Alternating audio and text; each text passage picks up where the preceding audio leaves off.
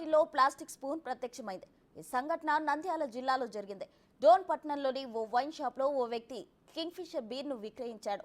అయితే ఆ beer bottle లోపల ప్లాస్టిక్ స్పూన్ ఉన్నట్లు గుర్తించి షాక్ అయ్యాడు. ఈ విషయంపై షాపు సిబ్బందిని ప్రశ్నించగా తమకు ఏం సంబంధం లేదని తేల్చేశారు.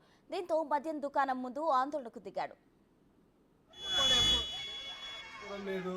ఇప్పుడు అడిగితే నంద్యాల కంప్లైంట్ ఇచ్చుకోపోని అంటున్నారు. మేము డోన్లో కొని నంద్యాల పోయి ఇవ్వలేము. ఇప్పుడు మళ్ళీ ఆఫీసర్లు రాలేదు ఉండండి అంటారు.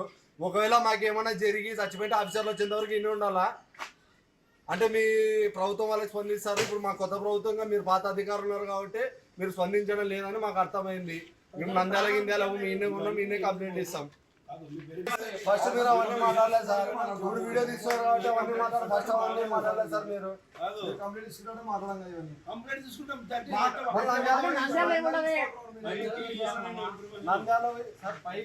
మీకు ఇస్తాం సార్. ఇక్కడ నాకు అవైలబుల్ లో మీరు ఉన్నారు కాబట్టి మీకు చెప్తాం. మీరు అక్కడికి పాస్ చేయండి సార్. మీరు మేము నంద్యాల పోయి ఇచ్చేంత లేదు.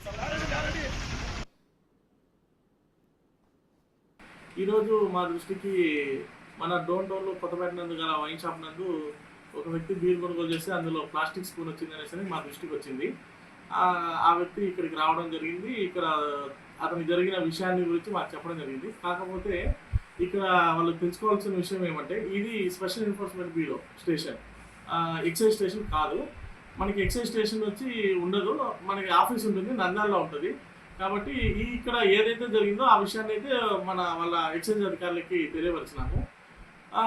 వాళ్ళు తదుపరి దానిపైన చర్య తీసుకుంటారు. మనకి దానికి సంబంధించి అయితే ఎటువంటి చర్యలు తీసుకునే దానికైతే మన దగ్గర లేదు. వైన్ షాపులకి సంబంధించి పూర్తి అధికారాలు అయితే ఎక్సైజ్ శాఖకి కలిగి ఉంటుంది.